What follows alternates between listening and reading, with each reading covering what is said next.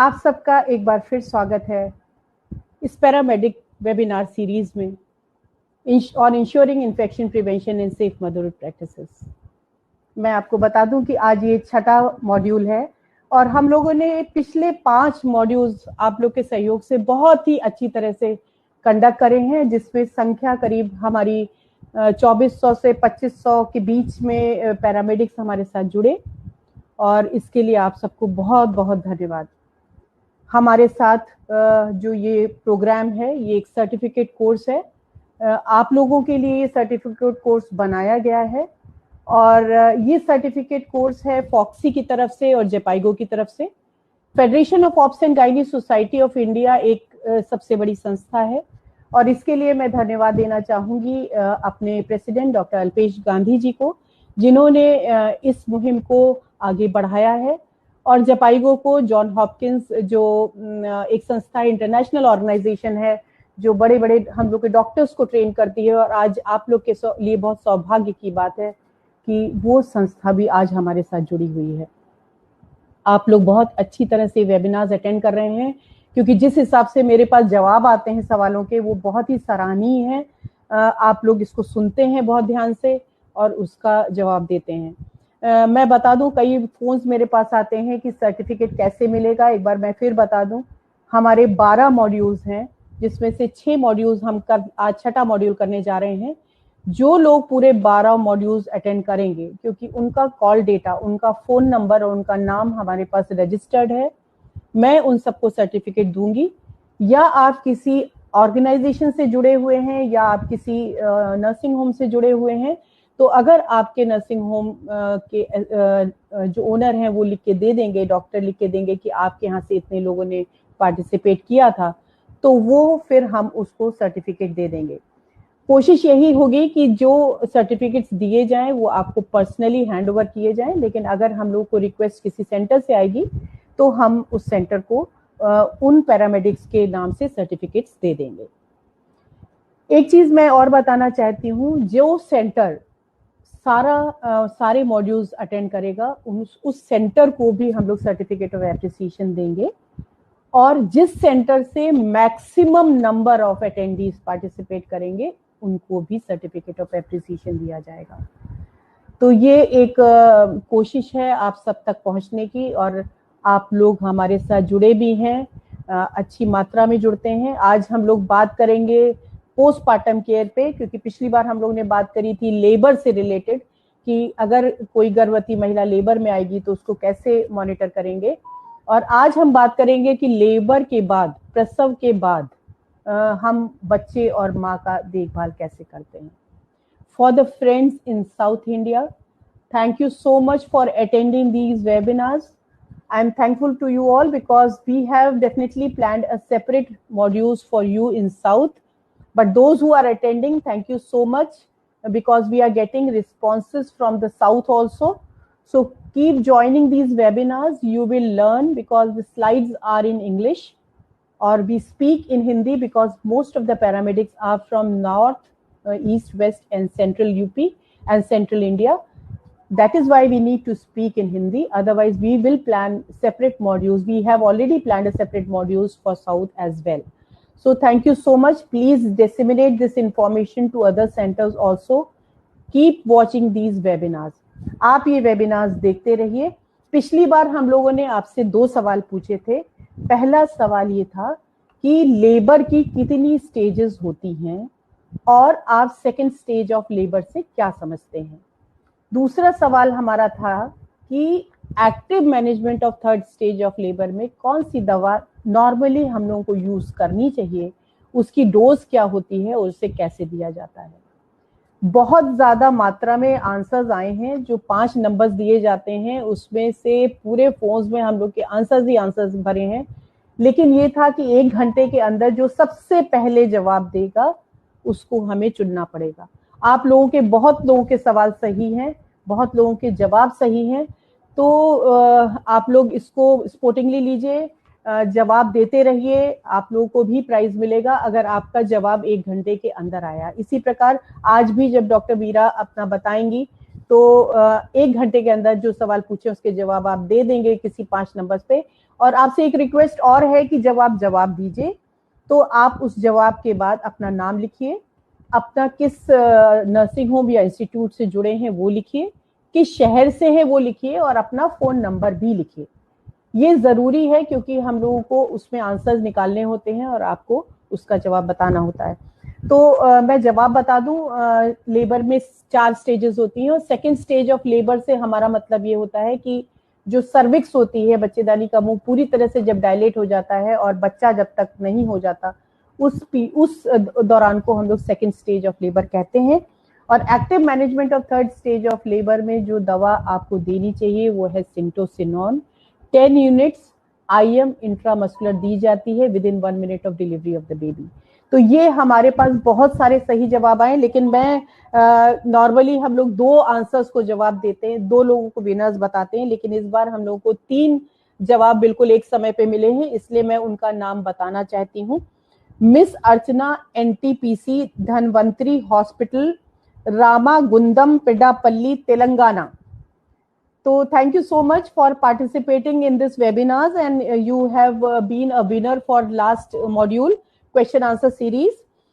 Next is Mr. Aram Singh Yadav, Manas clinic and fertility centre Bareilly. आपको बहुत बहुत बधाई, आपके भी दोनों जवाब बिल्कुल सही थे, आपने बिल्कुल सही जवाब दिया था। और तीसरा जो विनर है वो मिस निशा कुमारी हैं, जो IGIMS भागलपुर पटना से हैं।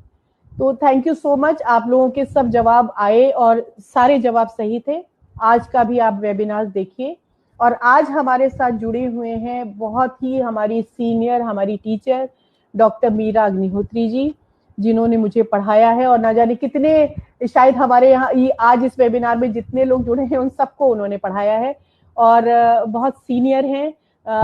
हमारे उसकी फॉक्सी की वाइस प्रेसिडेंट भी रही हैं, हमारे कानपुर ऑप्शन गाइनी सोसाइटी की प्रेसिडेंट रही हैं, कानपुर की डिपार्टमेंट के हेड ऑफ द डिपार्टमेंट भी रही हैं। अगर मैं सम्मान की बात करूं तो इतने ज्यादा सम्मान उनको दिए गए हैं कि वो उसका विवरण करना मेरे लिए शायद 5 मिनट में मुश्किल होगा। और आज मैं धन्यवाद देना चाहती हूँ डॉक्टर मीरा अग्निहोत्री जी को, जो कानपुर से हैं और आज उन्होंने अपना अमूल्य समय निकाला है आप लोगों को यहाँ पे कुछ मार्ग निर्देशन देने के लिए, आपको समझाने के लिए कि ये वेबिनार सीरीज हमारे लिए कितनी इम्पोर्टेंट है। तो मैडम नमस्कार और welcome to this webinar series. आप इन लोगों को हमारे साथ करीब करीब 2000 के आसपास पैरामेडिक्स जुड़ते हैं, आप अपने आशीष वचनों से इन लोगों को संबोधित करिए। जी मैडम। हेलो। जी मैडम। जी madam. Can you hear me? Thank you, Dr. Preeti, for very lovely and encouraging words. We love you all. At the outset, I extend my heartfelt gratitude and thanks to the organizing team of our center, including Dr. Gandhi and whole of the organizing team, and chairperson of the Safe Motherhood Committee, Dr. Preeti, who has really given a very wide vision to create these modules, to prepare them. And it will, I'm so happy to learn कि इसमें आमने सामने प्रश्न और उत्तर भी हो रहे हैं। तो लेक्चर सीरीज में लेक्चर देके हम लोग चले जाते हैं, उसके बाद हमारी ऑडियंस का क्या रिएक्शन होता है हम लोग को नहीं पता चल पाता। लेकिन ये जो क्वेश्चन आंसर सीरीज है और आपस में डायलॉग है, ये बिल्कुल इट इज जस्ट लाइक जैसे हम लोग क्लास में दिखा के बात करके कर रहे हैं, उसी तरह से होता है। आज का जो टॉपिक है उसकी speaker doctor Meera Lakhtakia, she is a very learned speaker, she is a very talented orator and a very good obstetrician and gynecologist. And another Sangeeta, she is a very good teacher at GSVM Medical College. And both of them are there आपके प्रश्न उत्तर organise करने के लिए, उस lecture को लेने के लिए। आज का सब्जेक्ट बहुत ही सेंसिटिव है और WHO, यूनिसेफ और जपाइगो के बहुत नजदीक है, जिसको कि अंतरराष्ट्रीय लेवल पर और राष्ट्रीय लेवल पर बहुत तीव्रता से अंडरस्टैंड किया जाता है। और मेरे तो it is very close to the heart. शायद ही ऐसा कोई MSDGO DNB एग्जामिनेशन होगा जिसमें सेफ मदरहुड के ऊपर जानकारी न दी जाती हो। आज के जो हमारे ऑडियंस है उनको सबसे इम्पोर्टेंट चीज मुझे बताना है कि बहुत सारे मिथ्स हैं जो पोस्टमार्टम पीरियड से रिलेटेड हैं, जो डॉक्टर लखटकिया आपको बहुत क्लियरली क्लेरिफाई कर देंगी। और मुझे लगता है उसके बाद आप बिल्कुल बहुत सी चीजें जो आपके दिमाग में टाइम मेमोरियल दादी और बाबा और नानी और नाना एंड सो मेनी थिंग्स आते चले आ रहे हैं, उनको आप कैसे वाइप ऑफ करेंगे। तो फ्रेंड्स, हमें सबसे पहले ये बताना है कि जो हम लोग टारगेट ऑडियंस हमारी है, पेशेंट, उसका ट्रीटमेंट ही खाली जरूरी नहीं है, आपको फैमिली को भी ट्रीट करना पड़ेगा। अगर आपने मदर इन लॉ को या जो उनके अटेंडेंट है मेनली, अगर उनको आपने नहीं ट्रीट करा तो जो कुछ भी आपने बताया है इट में गो इनटू गटर्स। जैसे आपने कहा कि खाली बच्चे का मदर का ही दूध पिलाने की जरूरत है, तो एक mother in law is not convince, वो कहेगी नहीं नहीं अभी तो बहुत कमजोर है बच्चा, तो इसको हम बाहर का दूध जरूर पिलाएंगे। तो we have to convince to the relations also, attendants also, जो उनको डायरेक्टली अटेंड कर रहे हैं। Doctor Meera will tell you कि वर्ल्ड का जो WHO और यूनिसेफ का लोगो हमारे पास आता है, उसमें हमेशा ये आता है कि this gold standard is mother's milk. और मदर्स मिल्क हम लोग को ये कन्विंस करना है कि बच्चा डिलीवरी के बाद अभी कॉर्ड भी कट नहीं हो तो उसको मदर के एब्डोमेन पे डाल देना चाहिए, सो दैट बॉन्डिंग स्टार्ट हो जाए। तो जो ये लोग पूछते 2 घंटे बाद पिलाना है दूध, 4 घंटे बाद पिलाना है, 6 घंटे बाद पिलाना है, it has to be given immediately. तो ये सबसे इम्पोर्टेंट चीज है जो हम लोगों को उनको कन्विंस करनी है। As soon as the baby is born the mother's milk is to be started unless there is a contraindication given by the obstetrician and so on. कब तक पिलाना है ये जरूर समझ लें, कम से कम 6 महीने तक पिलाना है। जो नर्सिंग और पैरामेडिकल स्टाफ है उनको एक चीज जान लेनी चाहिए कि हम लोग जो बार बार मदर्स मिल्क के लिए पीछे पड़े रहते हैं, हमें सिर्फ 3 चीजें बतानी है उनको समझाने के लिए कि इससे बढ़िया फ्लूइड मटेरियल कोई नहीं हो सकता है, क्योंकि 150 से 175 ml पर किलोग्राम बॉडी वेट जो हमको देना है फ्लूइड, वो इसमें मौजूद है। जो न्यूट्रिएंट्स हमको देने हैं वो सब इसमें मौजूद हैं। इसमें जितनी कैलोरीज हमको देनी है वो भी इसमें मौजूद हैं। और जो मिल्क दिया जा रहा है वो मदर को और उनकी सास को और उनके रिलेशन को ये कन्विंस करना है कि ये 5 प्रकार की 5 स्टेजेस में ये मिल्क हमारे पास आएगा। एक तो सबसे पहले जो दूध का पार्ट निकलता है गाढ़ा पीला, जिसको कोलेस्ट्रम कहते हैं, सबसे इंपॉर्टेंट है। ना उसको कोई कल्चर कर सकता है, ना उसको कोई बना सकता है, ना उसको केमिकली प्रोड्यूस कर सकता है। This is the only thing which the baby really needs. इसको अमृत कहा जाता है। और उसके बाद का जो है वो ट्रांजिशनल मिल्क है, उसके बाद का जो वो फुल मिल्क है, और जो शुरुआत का मिल्क है उसको प्री मिल्क कहते हैं, और जो लास्ट वाला मिल्क है वो हाइड मिल्क कहते हैं। प्री मिल्क जो होता है वो एपेटाइट इंक्रीज करता है, हाइड मिल्क जो है पूरी सटायर करता है, कंप्लीट करता है। तो बच्चे को कंप्लीट मिल्क देना है। ये आपको डॉक्टर लखटकिया बहुत अच्छी तरह समझाएंगी। तो this is the gold standard since time memorial. वेदों के जमाने से हम लोग कहते आए हैं, किसी को अगर उकसाना हो तो कहते हैं क्या तुमने माँ का दूध पिया है, तो it is that is important कि माँ का दूध is the only gold standard for those things. So with these words मैं ये चाहती हूँ कि सेफ मदर कमेटी के लिए जो मॉड्यूल्स डॉक्टर प्रीति ने बनाए हैं, इनका एक एक वर्ड आप अपनी डायरी में नोट करिए, लर्न करिए, उसको आपस में डिस्कस करिए, और डिस्कस करने के बाद उनके रिलेशन से भी डिस्कस करिए। हर एक पेशेंट को कन्विंस करिए, क्योंकि बहुत सी चीजें उनके दिमाग में बैठी होती हैं कि नहीं हमें ये नहीं करना है, वो जब तक आप नहीं समझाएंगे तब तक खत्म नहीं होंगी उनके उससे। तो प्रीति, आपके जो मॉड्यूल्स हैं ये सबको अटेंड करना चाहिए। एंड आई रिक्वेस्ट यू कि जिन लोगों ने पुराने मॉड्यूल्स नहीं अटेंड करें उनको चांस दिया जाए कि वो उनको रिकैप्चर करे, ताकि तुम्हारी पूरी सीरीज कंप्लीट हो जाए। एंड इट इज वंडरफुल कि हम लोग जो इंसेंटिव दे रहे हैं उन लोगों को, जो पढ़ने वाले लोग हैं, जो लर्न कर रहे हैं, वो सही चीज लर्न करें, सही चीज प्रोपोगेट करें और सही चीज प्रैक्टिस करें। तभी हम लोगों की मैटरनल मॉर्टेलिटी और फीटल मॉर्टेलिटी, ये जो पीरियड बच्चों का होता है बहुत इंपॉर्टेंट होता है। अगर इस पीरियड में हमने प्रॉपर बच्चों की नर्सिंग केयर नहीं करी, उनका न्यूट्रिशन की केयर नहीं करी, तो हम लोगों को बहुत खामियाजा उसका भुगतना पड़ेगा। प्रीमेच्योर बच्चे हैं, नहीं मदर मिल्क नहीं देंगे। उनको समझाना है कि अगर प्रीटर्म बेबी है तो प्रीटर्म बेबी के लायक ही मिल्क उसको मिलेगा। So with these words, I extend my heartfelt thanks to Dr. Preeti for a lovely vision and the things which has come to her mind. I appreciate it from the core of my heart, and I believe the intentions which she is carrying, that our paramedicals must be trained, must be given awards, must be well conversed and advocated about it. It will go a long way. Thank you, Preeti. Thank you very much. और हमारे जितने भी paramedicals attend कर रहे हैं, मेरी request है कि वो शुरू से लेकर आखिर तक अटेंड करें, और अगर उनका कोई छूट गया है तो उसको रिपीट करें, क्योंकि Preeti will be managing it very nicely. तो wonderful safe motherhood committee. Thank you, आपका आज आना और इतनी शब्द बोलना बहुत प्रोत्साहन है पूरी टीम के लिए।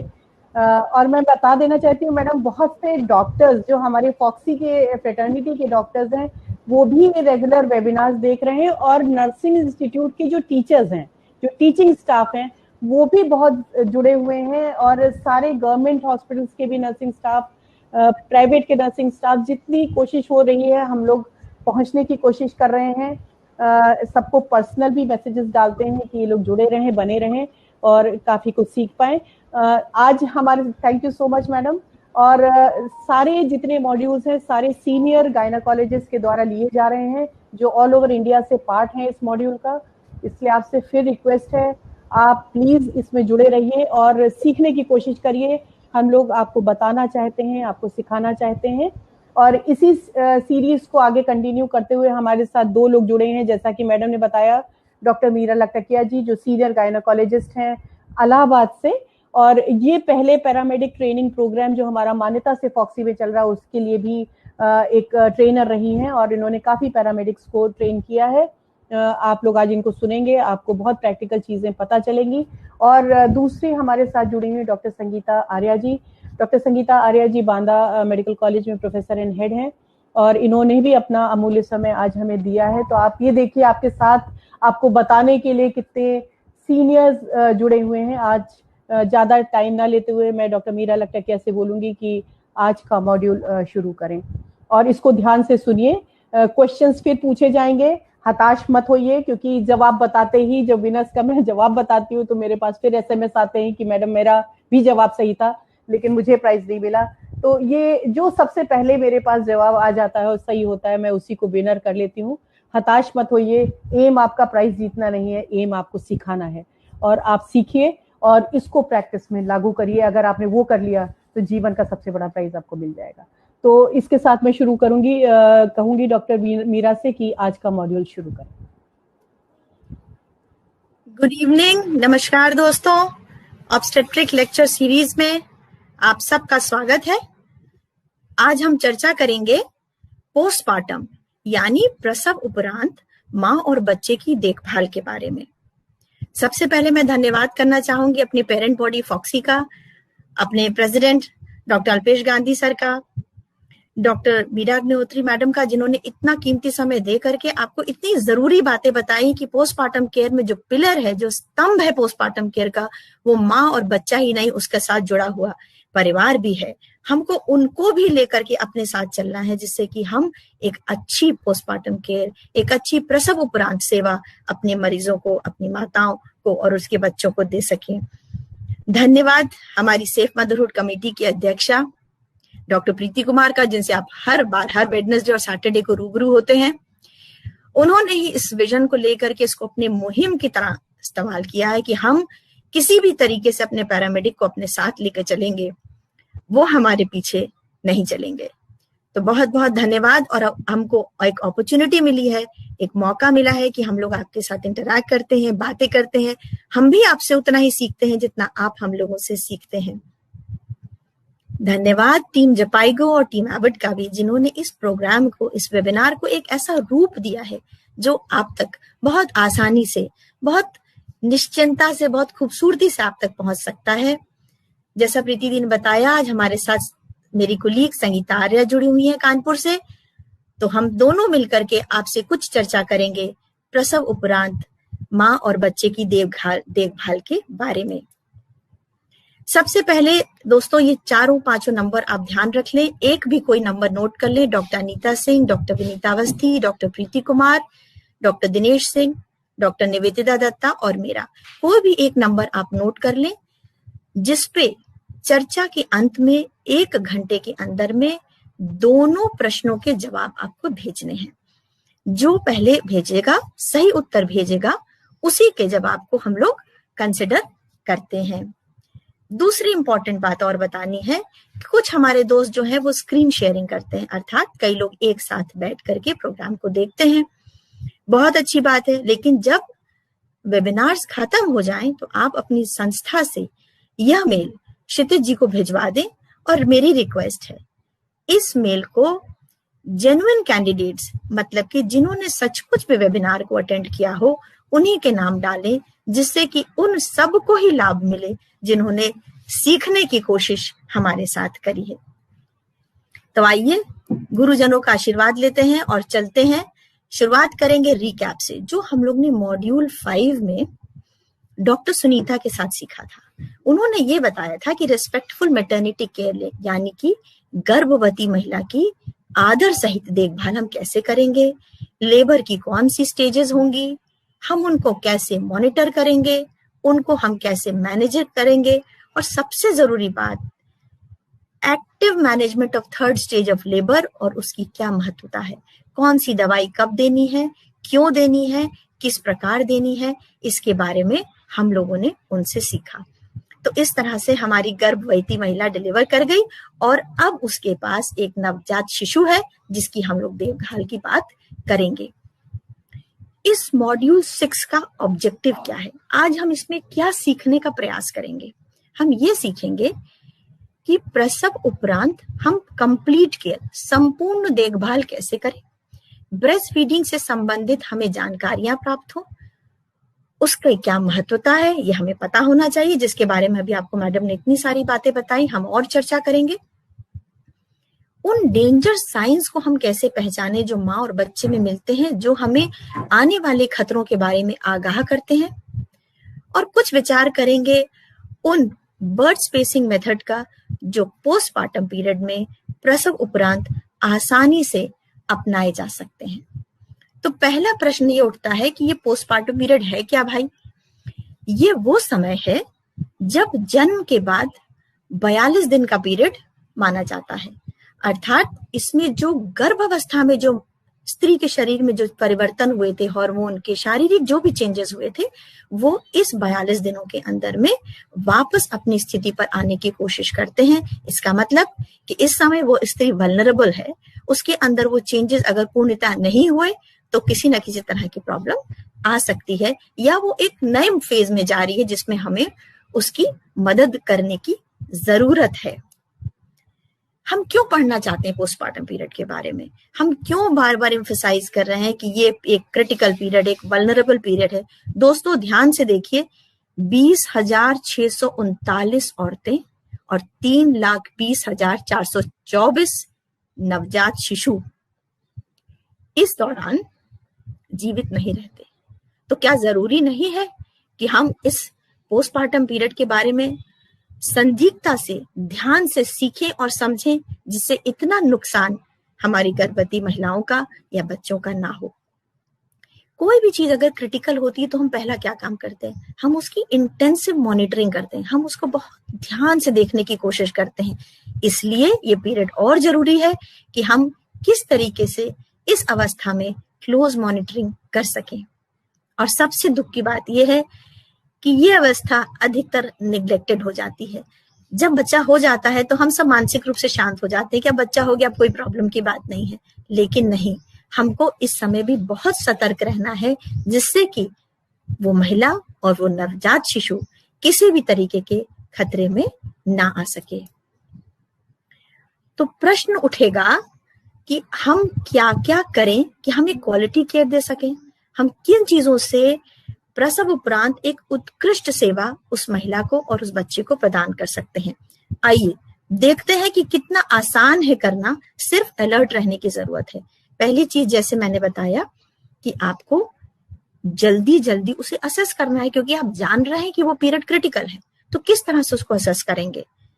डिलीवरी के बाद महिला को लेबर रूम में 2 घंटे या लेबर रूम के बिल्कुल सटे हुए कमरे में 2 घंटे के लिए रखना चाहिए, जिससे कि हम उसकी गहन देखभाल कर सकें। तो पहले घंटे में हम कैसे देखेंगे? 15-15 मिनट में हम देखेंगे। इसका मतलब कि हमने उसको देखा 4 बार, और अगले घंटे में हमने उसको देखा 30 मिनट में, इसका मतलब 2 बार। तो लेबर रूम के बाहर जाने से पहले आप 6 बार उस महिला को पहले ही देख चुके हैं। फिर वो पोस्टनेटल वार्ड में जब जाएगी तो आप पहले दिन उसको हर 6 घंटे पे देखेंगे, और दूसरे और तीसरे दिन सुबह और शाम। तो जैसे जैसे समय बढ़ता जाता है, निश्चिंतता आती जाती है, और देखने की प्रक्रिया में भी थोड़ा सा गैप आने लगता है। अमूमन अधिकतर फैसिलिटी अपने यहाँ डिलीवरी के बाद पेशेंट को करीब 2 दिनों तक रखते हैं। Ideal time is 3 days, but 48 hours is also acceptable, as long as उसमें किसी भी तरीके की कोई कॉम्प्लिकेशन ना आ रही हो। तो ये बात हुई कि हम उसको कैसे, किस तरह, कितनी फ्रीक्वेंसी से देखेंगे। अब सोचिए कि क्या देखेंगे। What would you examine?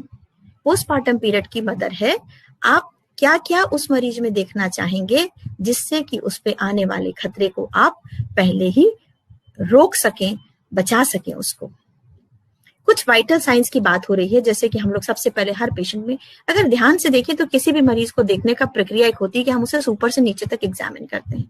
तो हमने उसका पैलर देखा, पल्स देखा, पल्स किस तरह की चल रही है, तेज तो नहीं है, उसका वॉल्यूम ठीक है कि नहीं, बहुत धीमी तो नहीं चल रही है, उसका ब्लड प्रेशर कैसा है, क्या उसका ब्लड प्रेशर बढ़ गया है, अगर बढ़ गया है तो क्या उसको झटके आने की संभावना है, अगर बहुत कम हो गया है तो क्या उसको बहुत ज्यादा ब्लीडिंग हो रही है जिसके कारण उसका ब्लड प्रेशर कम हो रहा है, क्या माँ को टेम्परेचर होने लगा है, अगर है तो उसको इन्फेक्शन की संभावना रहेगी। उसके पेट पर हाथ रख के दोस्तों जरूर जरूर जरूर देखना है, क्योंकि डिलीवरी के बाद जो यूट्रस है ना, वो 2 सेंटीमीटर लगभग नाभि के नीचे हो जाता है, और उसकी कंसिस्टेंसी, उसका जो फील है वो एक क्रिकेट बॉल की तरह कड़ा हो जाता है, फर्म एकदम फील होता है। अगर आपको इन सब चीजों से वो अलग मिल रहा है, मतलब मुलायम मिल रहा है, नाभि के ऊपर ज्यादा मिल रहा है, तो आपको अलर्ट जरूर हो जाना है। आप मरीज से ब्लीडिंग के बारे में जानेंगे, उसकी कितनी ब्लीडिंग हुई है ये जानना चाहेंगे, उसने क्लॉट्स तो नहीं पास किए, बहुत जल्दी जल्दी वो पैड तो नहीं बदल रही, ये सब चीजों का आपको ध्यान देना पड़ेगा माँ में। ये बेसिक वाइटल साइंस है, और इनके साथ जुड़े हुए और एग्जामिनेशन जो है, आइए उसको देखते हैं। अब हमारी पेशेंट जो है महिला लेबर रूम से सटे हुए रूम से आगे बढ़ करके अपने वार्ड में जाती है। फिर वही प्रक्रिया, सुबह ऊपर से लेकर के नीचे तक ही मरीज को एग्जामिन करना है।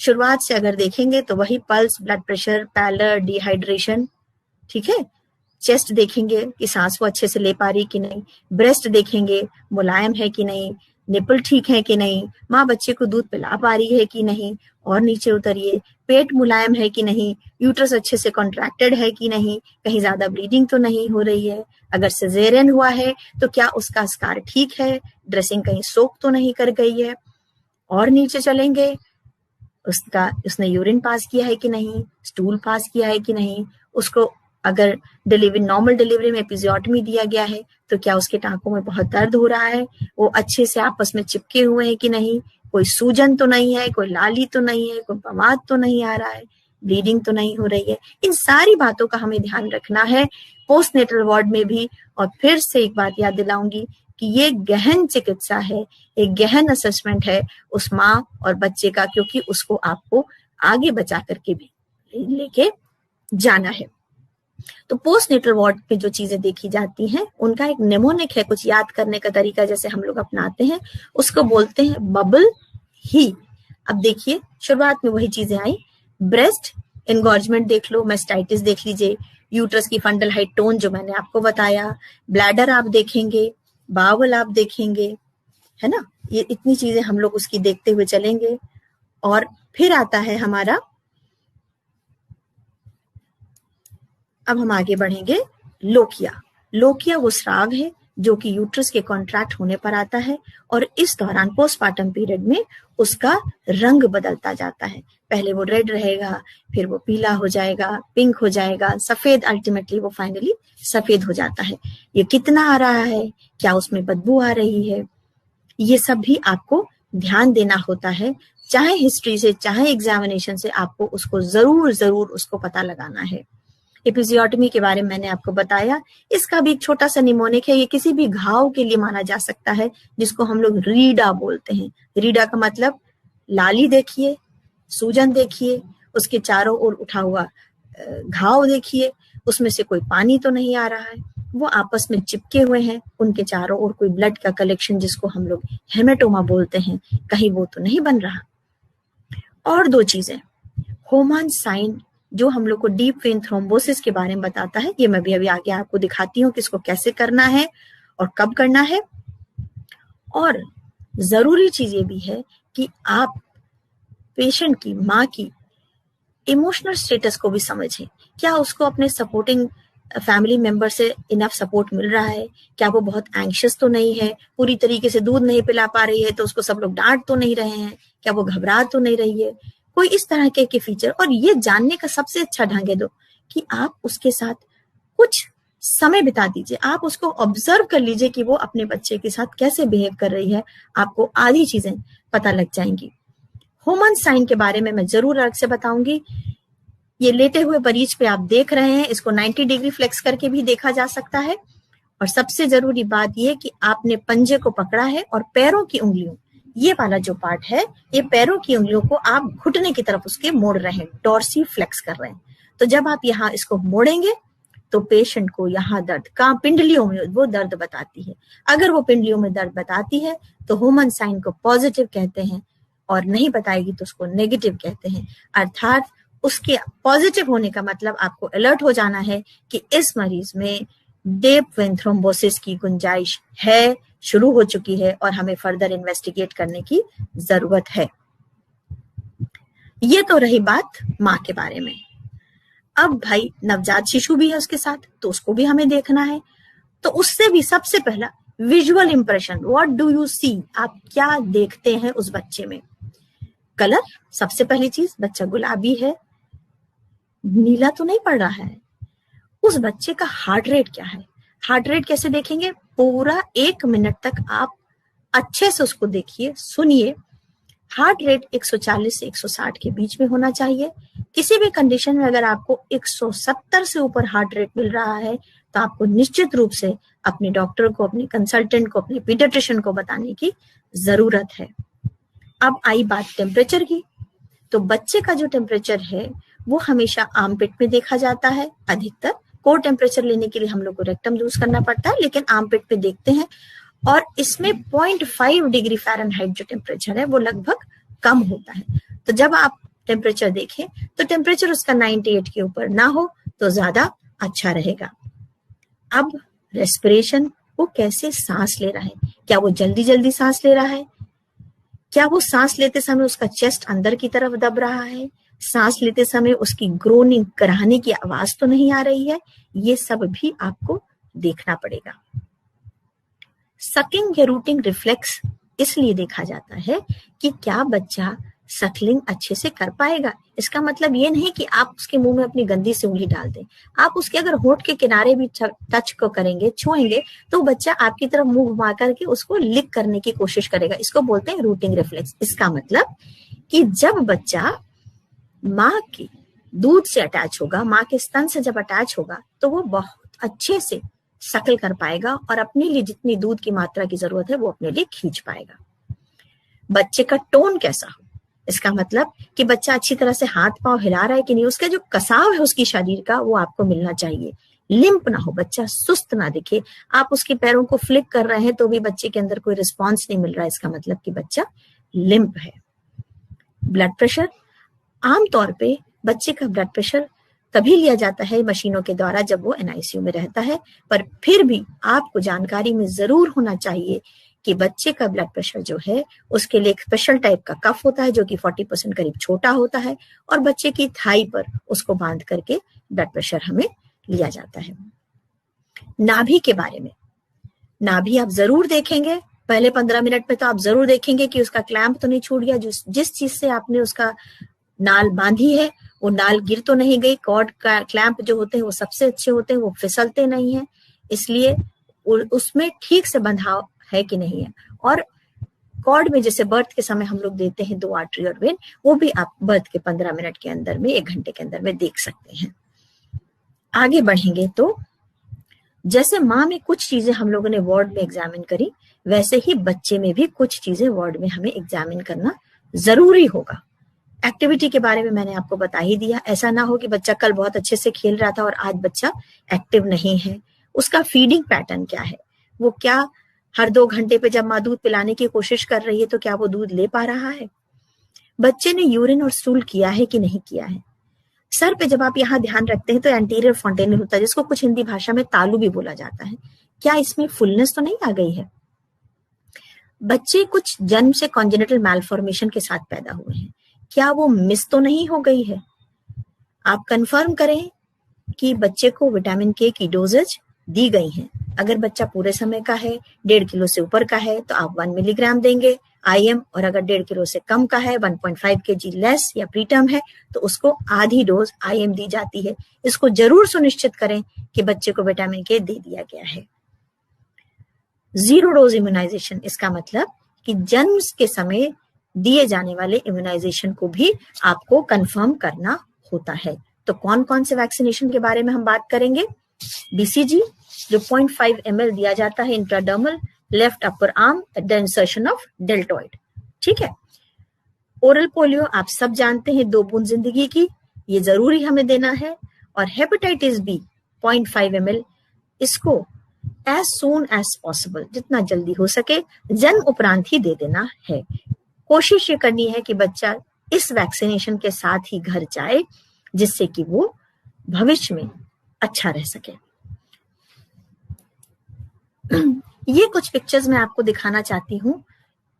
इसका मतलब ये है कि देखिए ये जो नॉर्मल बच्चा है, ये नॉर्मल बच्चे का टोन है। कैसे पहचानेंगे आप इसको? इसकी देखिए दोनों आर्म्स एबडक्टेड हैं, बाहर की तरफ है, कोहनी से फ्लेक्स है और उंगलियां मुड़ी हुई हैं। इसमें अधिकतर देखिए इस हाथ में अंगूठा अंदर की ओर है। ये बच्चे का नॉर्मल टोन है। सिमिलरली आप देखिए अगर पैर की तरफ, तो पैर भी बाहर की तरफ मुड़े हैं, घुटने से अंदर की तरफ मुड़े हैं और पंजे भी दोनों खुले हुए हैं। ये एक नॉर्मल टोन है, इसी स्थिति में बच्चा रहता है। और उसके बगल में देखिए इस पिक्चर को, आपको देख के ही समझ में आ जा रहा है कि ये बच्चा लिम्प है, ये बच्चा सुस्त है, इसके शरीर में वो तनाव कसाव टोन नहीं है जो हम लोगों को चाहिए। इस पैर को देखें, इस पैर में देखिए नीलापन दिख रहा है, तो इसलिए पेरिफेरल साइनोसिस जरूरी चीज होती है। अंगूठे, ये पैरों के दोनों पंजों को देखिए कि उसमें नीलापन तो नहीं आ रहा है। एक ये पिक्चर भी आप देखें जिसमें बच्चे के सर पे सूजन है, इसको हम लोग केफल हेमेटोमा बोलते हैं। ये अधिकतर धीमे धीमे बढ़ता है और ये उन स्थिति में ज्यादा पाया जाता है जिनमें डिफिकल्ट डिलीवरी हुई हो, इंस्ट्रूमेंट लगा हुआ, फोर्सेप लगा गया हो। ये क्यों बन रहा है? बच्चे के जो सर के जो स्कल है ना, उसके ऊपर जो एक लेयर है, उसको पेरियोस्टियम बोलते हैं, उन दोनों के बीच में जब ब्लड कलेक्ट हो जाता है तो ये केफल हेमेटोमा बन जाता है। ये टेंस होता है, टाइट होता है, और ये जिस हड्डी के ऊपर बनता है सर की, ये उसी का शेप ले लेता है। तो आपने अक्सर देखा होगा कि कैपेट भी बोलता है तो कैपेट टोपी की तरह होता है, पर ये टोपी नहीं है, ये सर के किसी एक हिस्से में बनी हुई सूजन जैसी चीज है, जिसके बारे में हमें अलर्ट रहना चाहिए क्योंकि ये बच्चे के लिए कष्टकारक है। और पिक्चर आप देखिए, क्लेफ्ट लिप आप लोग ने कई बार देखा होगा, एक्स्ट्रा फिंगर्स, पैरों की उंगलियां, हाथों की जुड़ी हुई उंगलियां, वेब्ड फिंगर, मुड़ी हुई उंगलियां, ये सब अधिकतर कभी कभी जन्म के समय मिस होता है। इसको जब वार्ड में बच्चा है जरूर अच्छे से उसको एग्जामिन करें जिससे ये आपसे मिस ना हो सके। इस बच्चे को देखिए, इसका पूरा शरीर पीला पड़ा हुआ। जैसे हमने बोला, visual impression is very important. Once you see the child, जब आप बच्चे को देखते हैं तो आप तुरंत परसीव कर लेते हैं कि ये बच्चा हेल्दी है या इसको किसी तरीके का कष्ट हो रहा है। इस बच्चे को जॉन्डिस की शुरुआत हो चुकी है। और जॉन्डिस कैसे देखना है हमको? जॉन्डिस हमको इस तरह देखना है, सूरज की रोशनी में अगर हम बच्चे की स्किन को अपने दोनों हाथों के बीच में दबाते हैं, फैला करके दबाते हैं, मतलब उसके अंदर के ब्लड को हटा देते हैं, तो अगर वो सफेद दिख रहा है तो ये नॉर्मल है। लेकिन इस पिक्चर में देखिए, अगर वो पीला दिख रहा है तो इस बच्चे को जॉन्डिस की शुरुआत हो चुकी है और हमको अलर्ट हो जाना चाहिए, उसका टेस्ट करना चाहिए और आगे की प्रक्रिया जो भी है, जो पीडियाट्रिशियन बताए, उसको फॉलो करना चाहिए।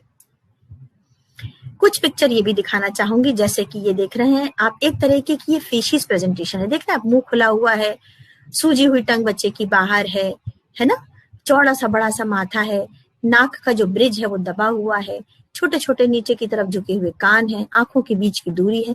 इसको हम लोग डाउन सिंड्रोम की प्रेजेंटेशन बोलते हैं। ये भी एक अलग तरह की एनामली है जिसके बारे में हमें रिपोर्ट करना चाहिए, और अगर हम इसको ध्यान से देखेंगे तभी हम इसको पकड़ पाएंगे। एक बार बच्चा घर चला जाएगा तो आपसे ये चीजें मिस हो जाएंगी।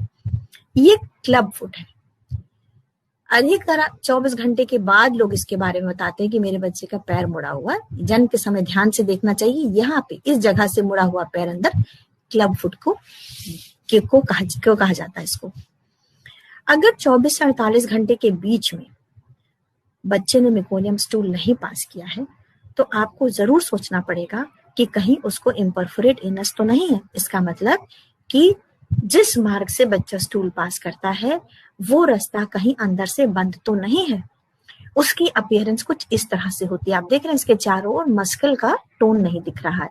तो उसको कैसे टेस्ट करते हैं? हम लोग K90 डाल के देखते हैं, और उसके लिए और भी बहुत सारे रेडियोलॉजिकल एग्जामिनेशंस भी होते हैं जो होने चाहिए।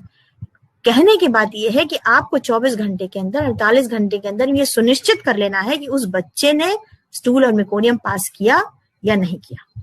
ठीक, ये भी एक प्रक्रिया है। ये भी एक पिक्चर आपको दिखाना चाहती हूँ कि कभी कभी यूरिन का रास्ता भी बच्चों में अलग होता है, जो कि हम अगले दिन देख सकते हैं। यूरेथ्रा के नीचे बन जाता है होल, जिससे बच्चा अलग मार्ग से यूरिन पास करने लगता है।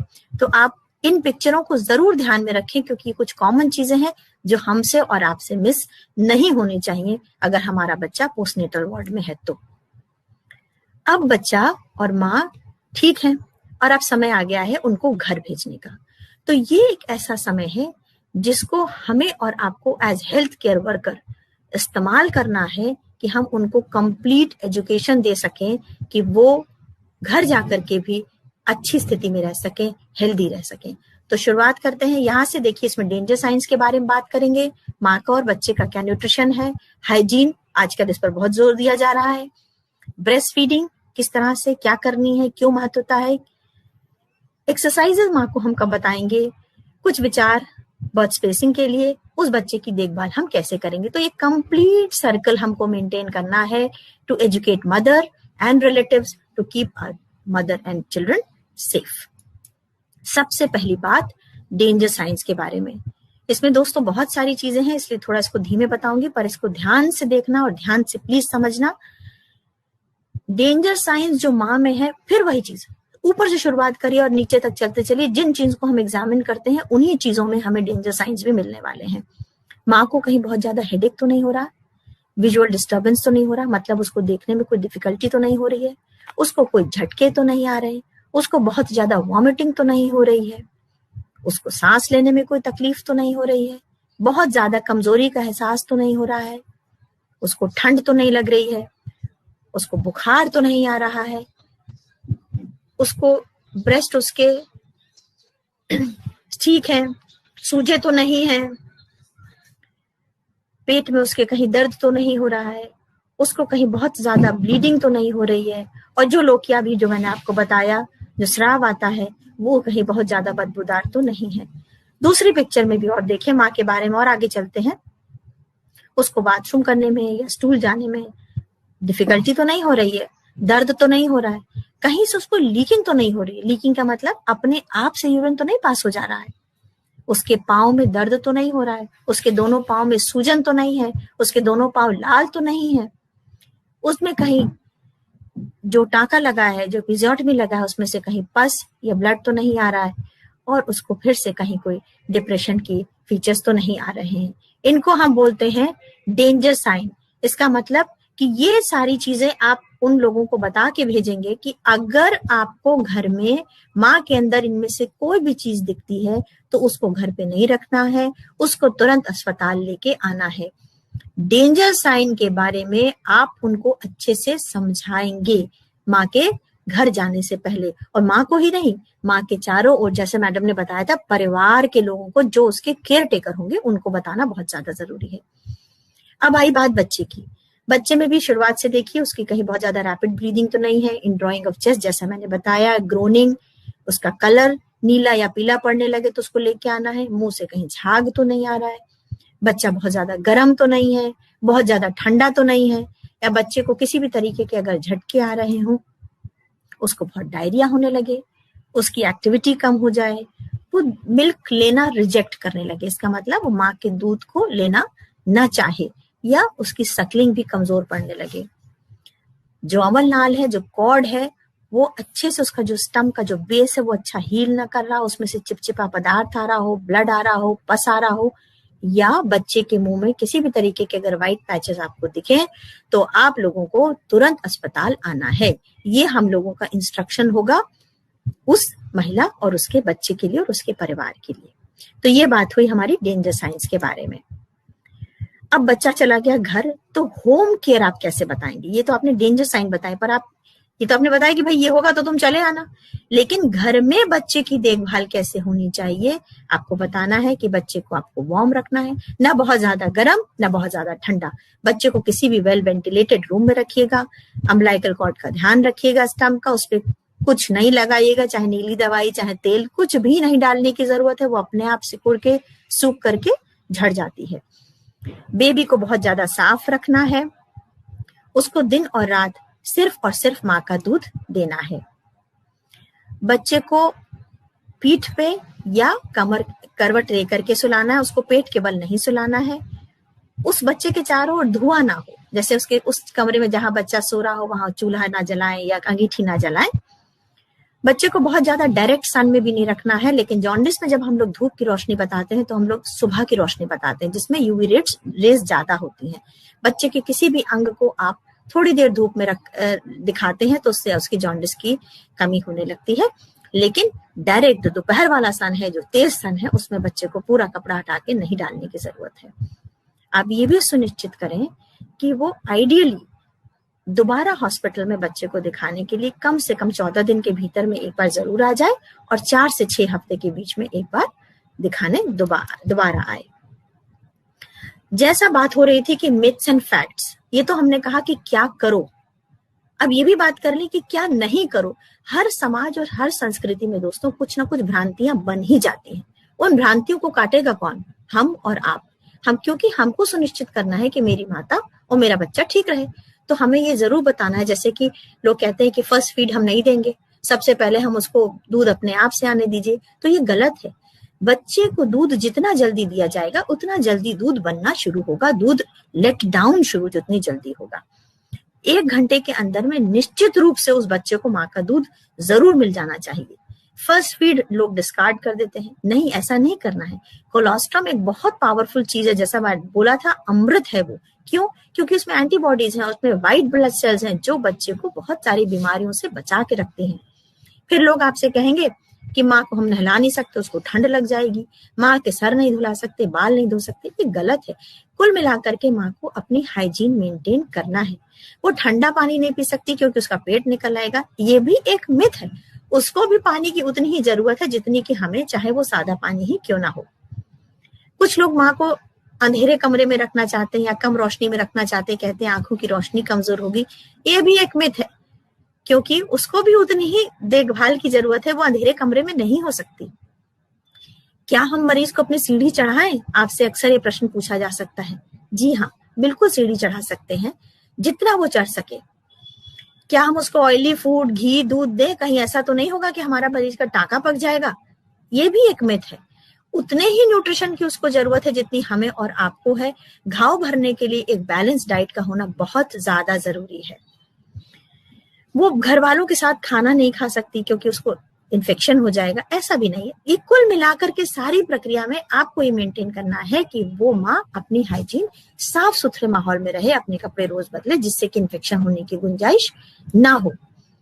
यही सारी मिथ बच्चे में भी ट्रांसफॉर्म हो जाती है कि वो पहला दूध नहीं देंगे, उसको हम पहले शहद की ड्रॉप देंगे। आपने अक्सर सुना होगा, शहद की ड्रॉप देंगे, हम शहद से जीभ पे ओम लिखना चाहते हैं, ये गलत है।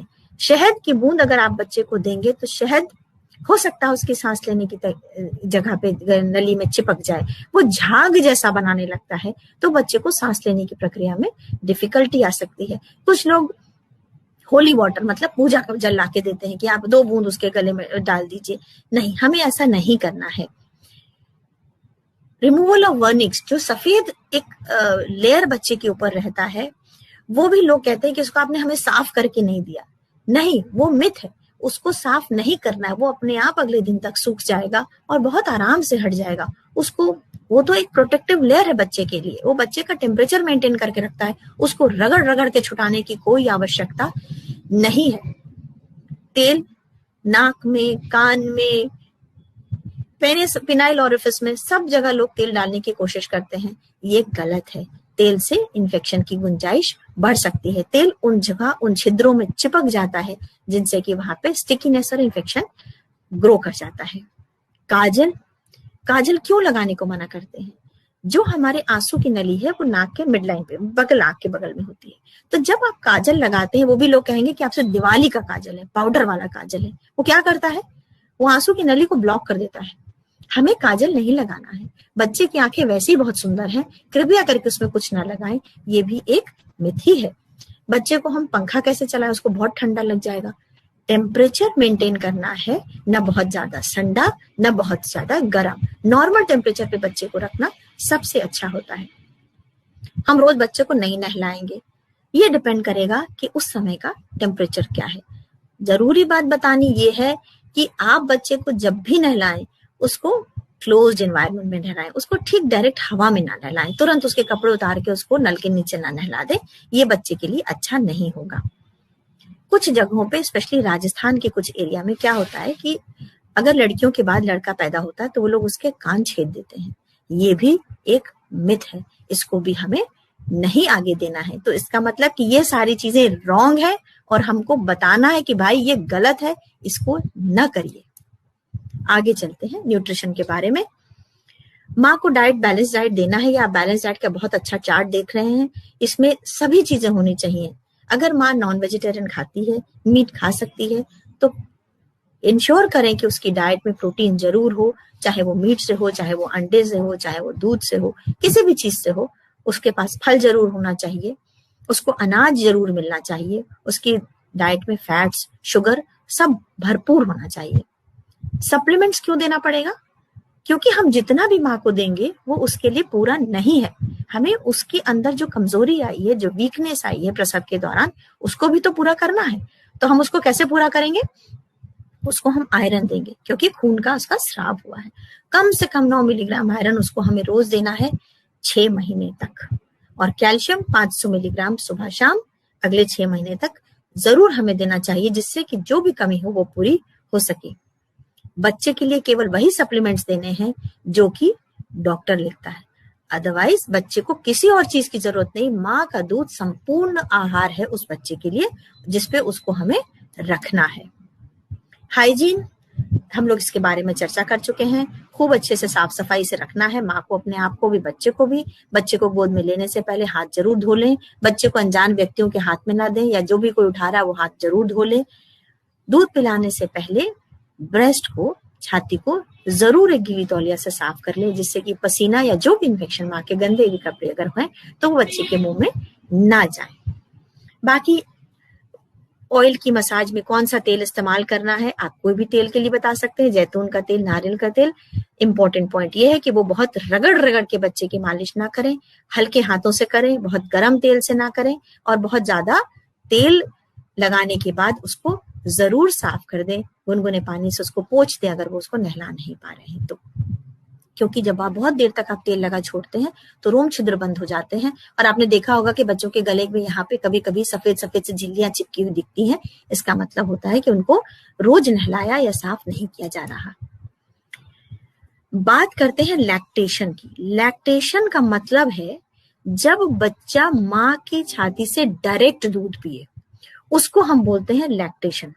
ब्रेस्ट फीडिंग में तो ब्रेस्ट फिल निकाला और अगर आपने किसी कंटेनर में भी दे दिया तो वो भी हो जाएगा कि ब्रेस्ट मिल्क बच्चे को दिया गया, लेकिन नहीं, lactation direct contact with the mother को लैक्टेशन बोलते हैं।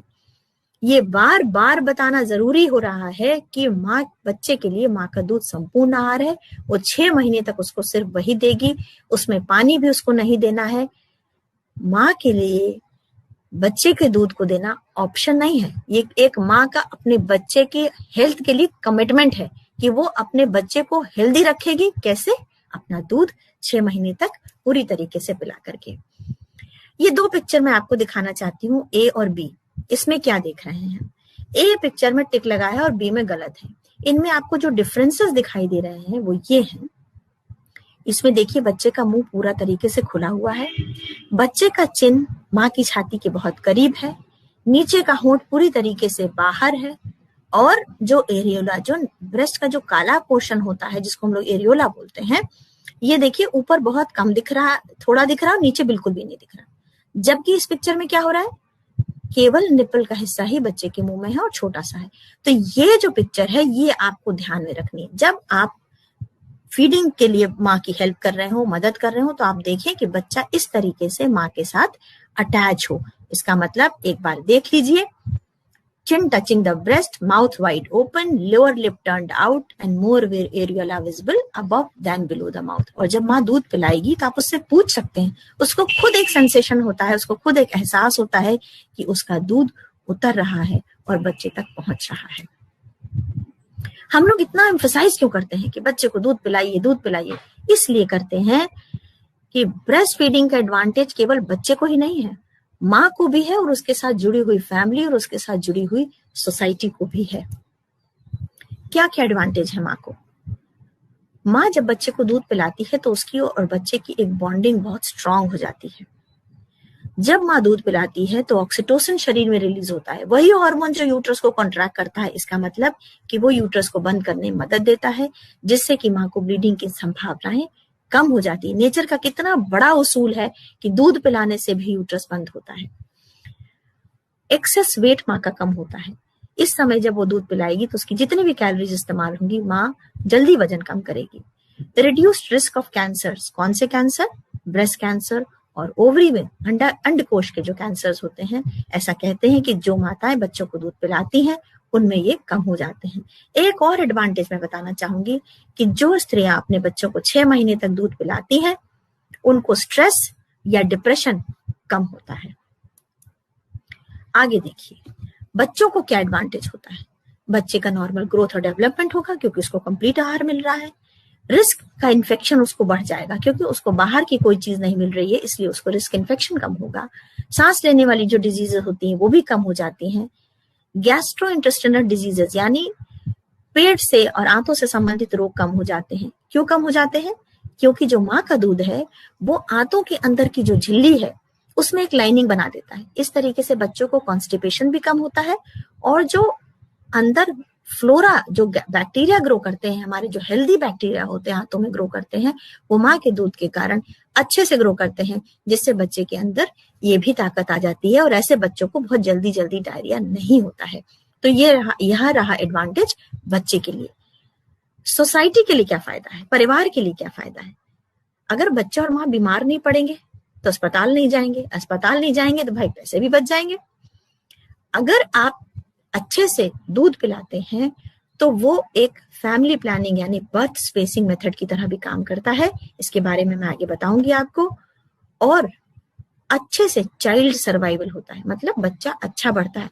अगर बच्चा तंदुरुस्त है तभी हमें तंदुरुस्त एडल्ट भी मिलेगा। तंदुरुस्त बच्चा ही एक अच्छा नागरिक बन के आपके लिए तैयार हो पाएगा। ये बात हुई ब्रेस्ट के बारे में।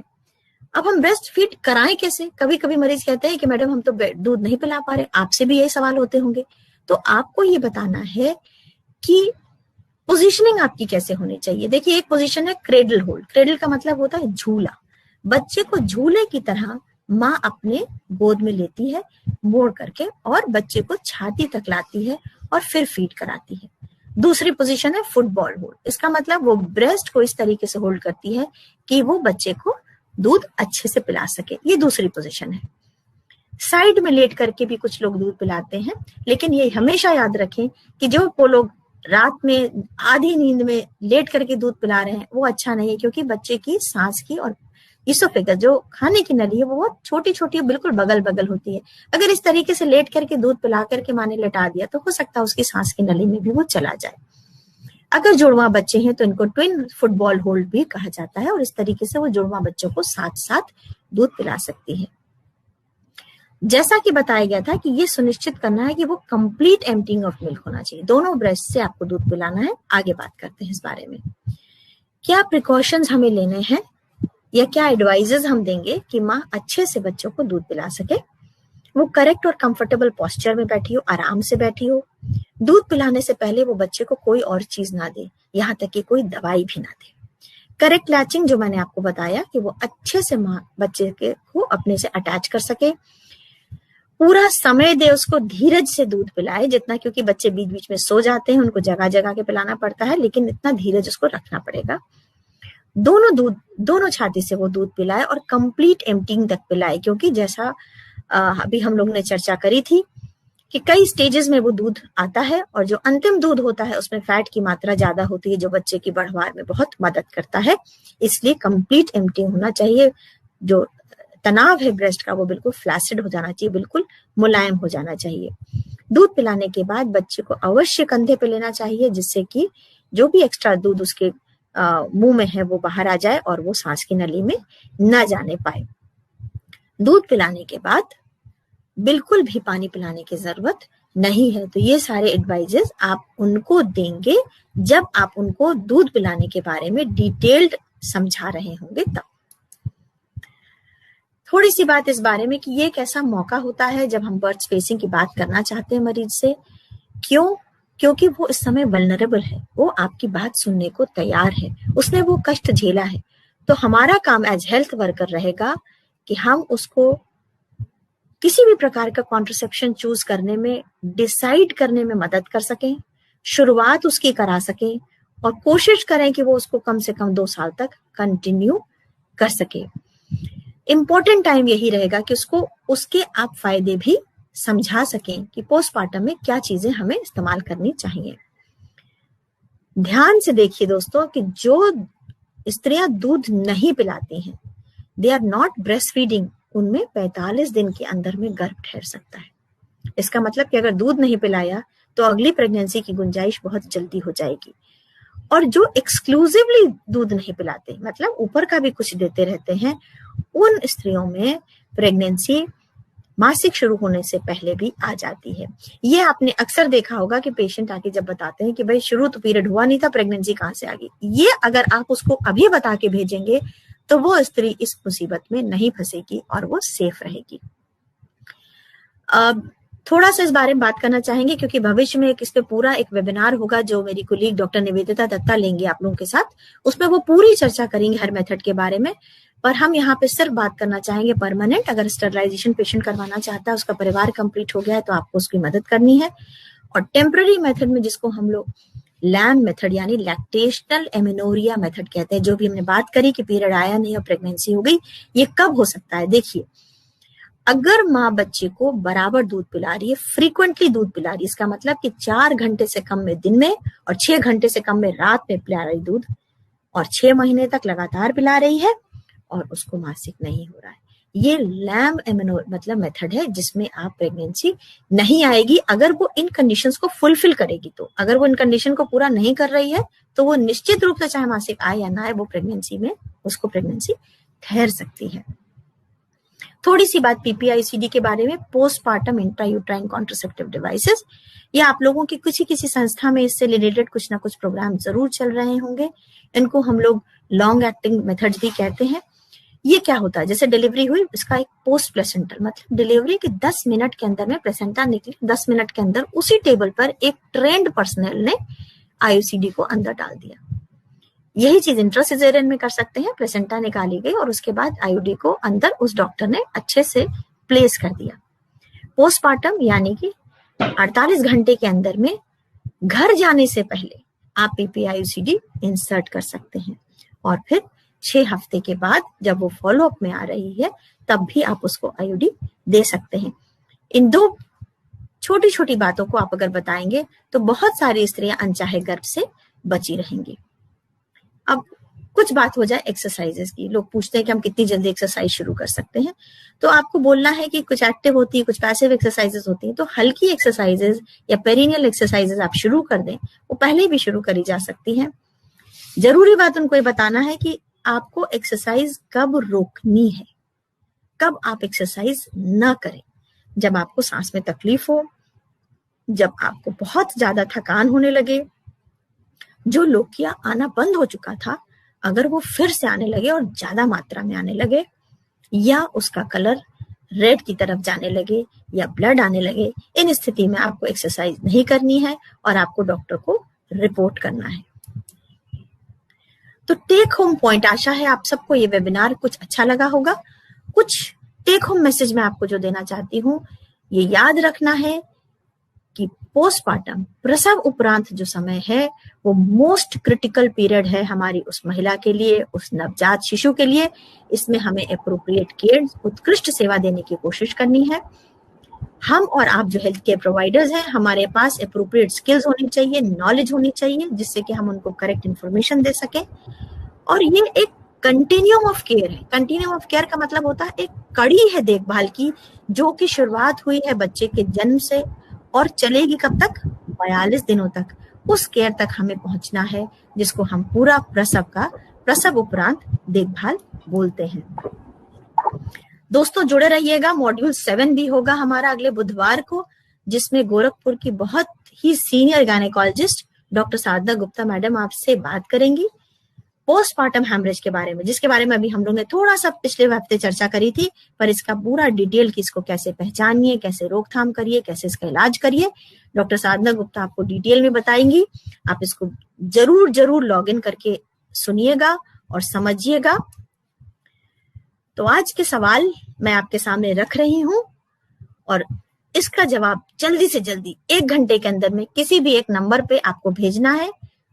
तो मेरे 2 प्रश्न हैं, how soon the breast feeding should be started, अर्थात कितनी जल्दी हमें ब्रेस्ट फीडिंग को शुरुआत करवानी है।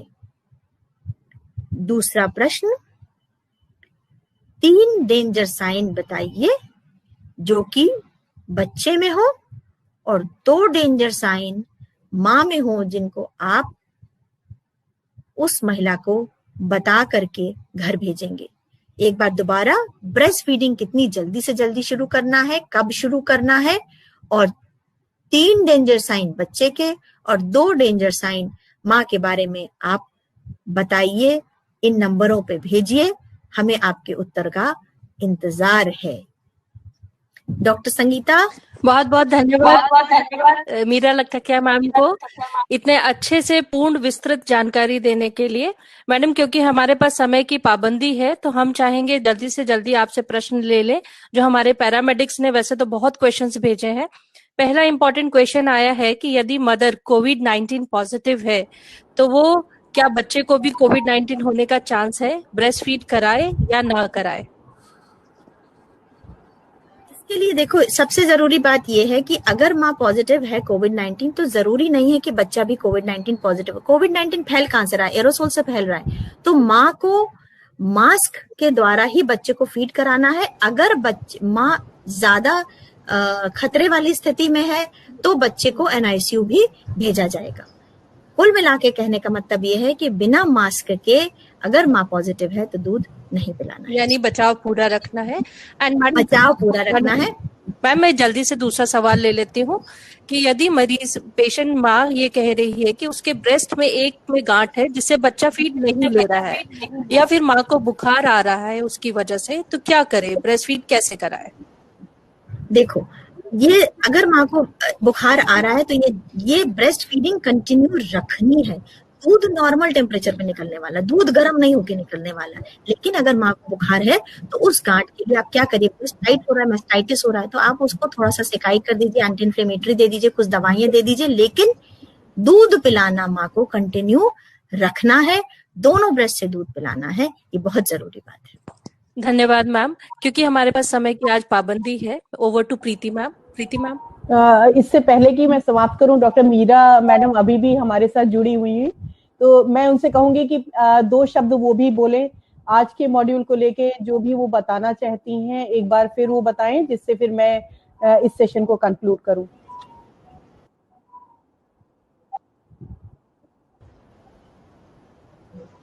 Thank you Preeti, thank you very much.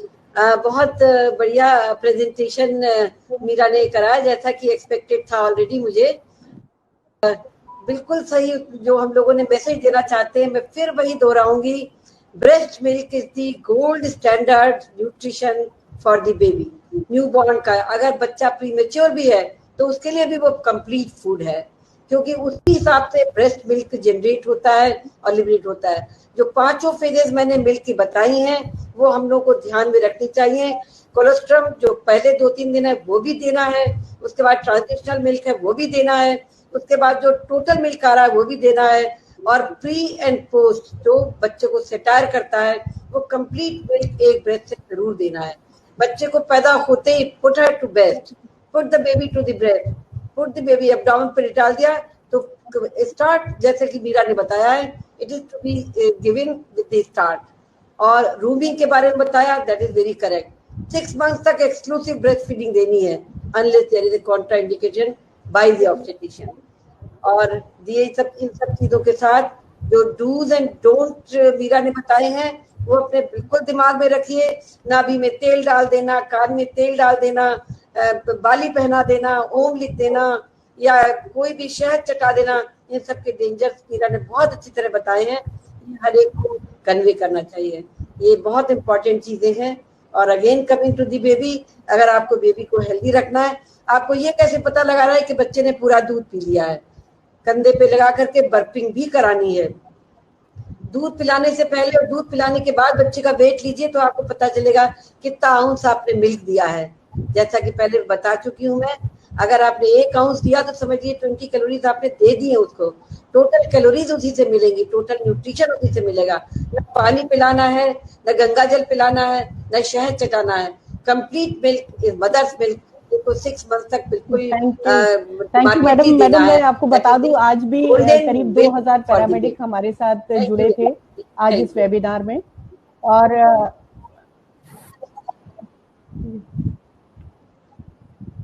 प्रीति हम कैलकुलेशन करके बताना चाहते हैं।